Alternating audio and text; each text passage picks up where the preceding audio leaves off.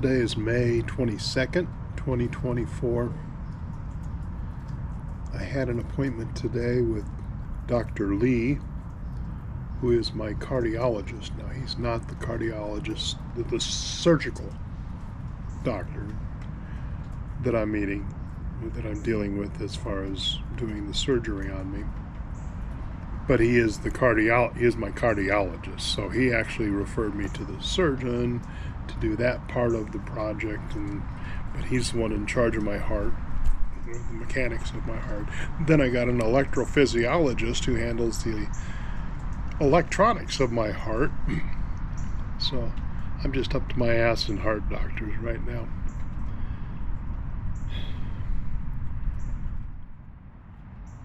I think I'm probably at the point, to be honest, where no appointment is good.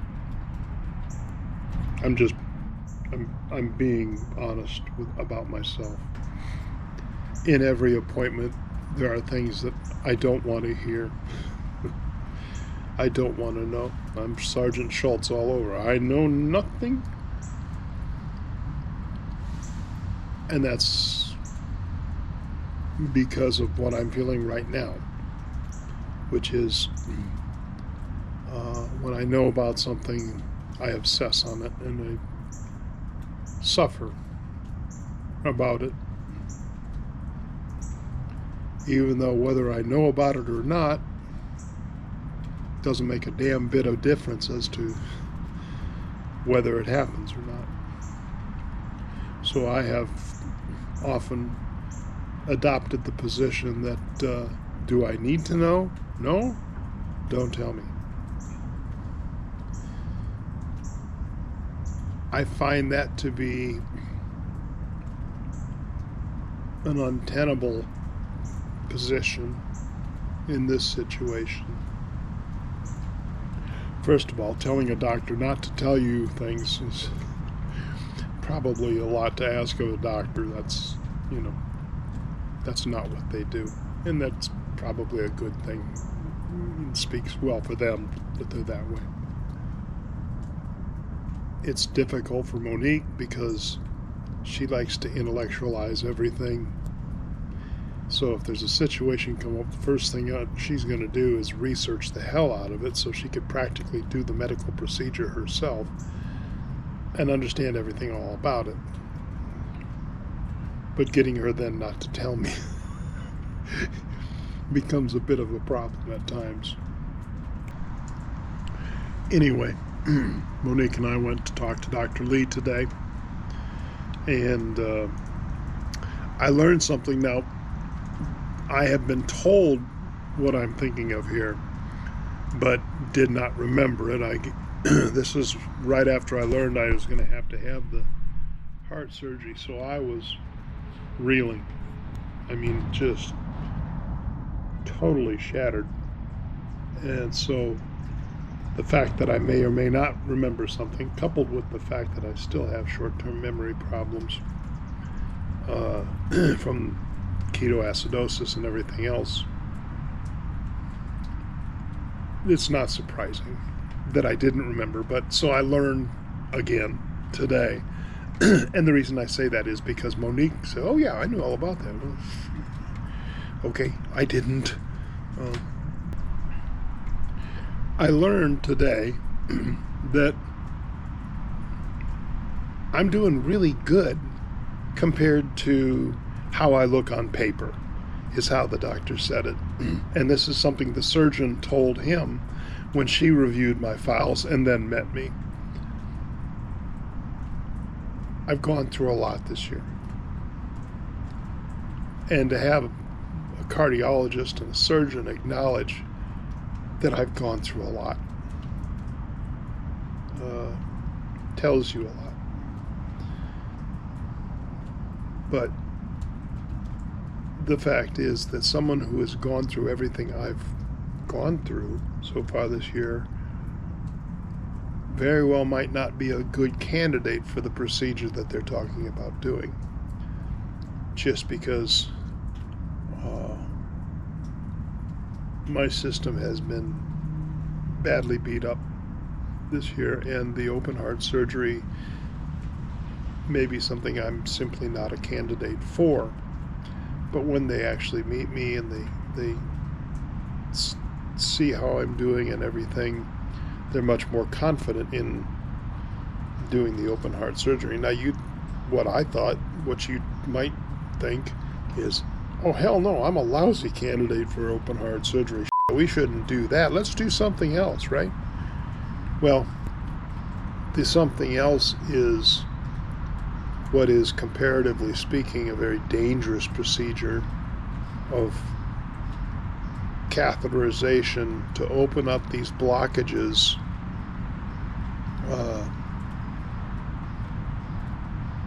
which doesn't sound like it would be bad, but when you've got this stuff blocking your arteries and they go and they try to expand the arteries and clear a path for blood flow, that can actually damage the sides of the artery. And I say arteries, it could be veins, I don't know, veins, arteries, but it could damage the sides of the arteries, which is a real serious problem. So doing the heart catheterization in this situation is significantly more risky than doing open heart surgery.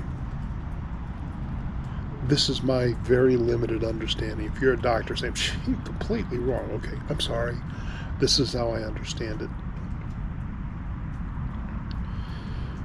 So, in that sense, it's good that I qualify for being put through hell. I mean, having the open heart surgery. No, I mean being put through hell. So that was something I learned today. The other thing, and stupid me, I asked the question, or I raised the concern about a breathing tube.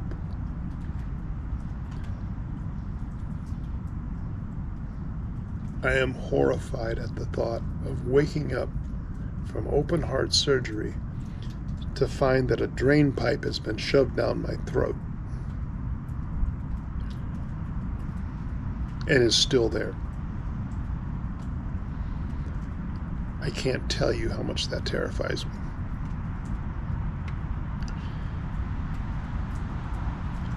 Coming out of anesthesia, you're not exactly at the top of your mental game anyway, and to wake up to that, probably not understanding what's going on, but you've got this ventilator tube or whatever the hell it is pushed down your throat. And it sounds as though I probably will have that.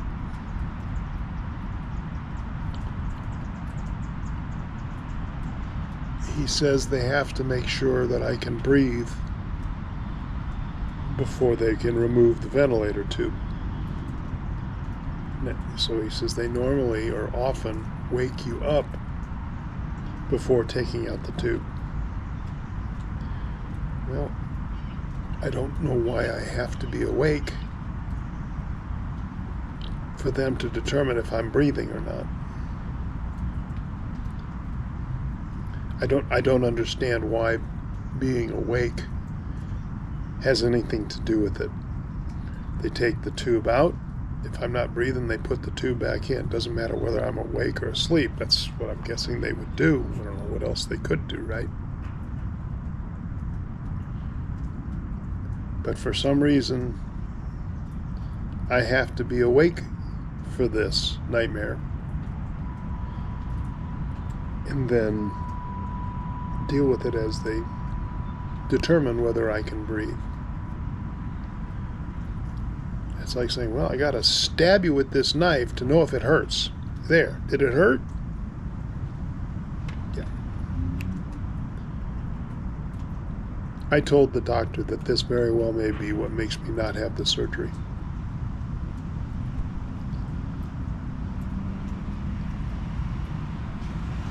He wants me to talk to the surgeon about it. So I guess that's what I'll do. But once again, another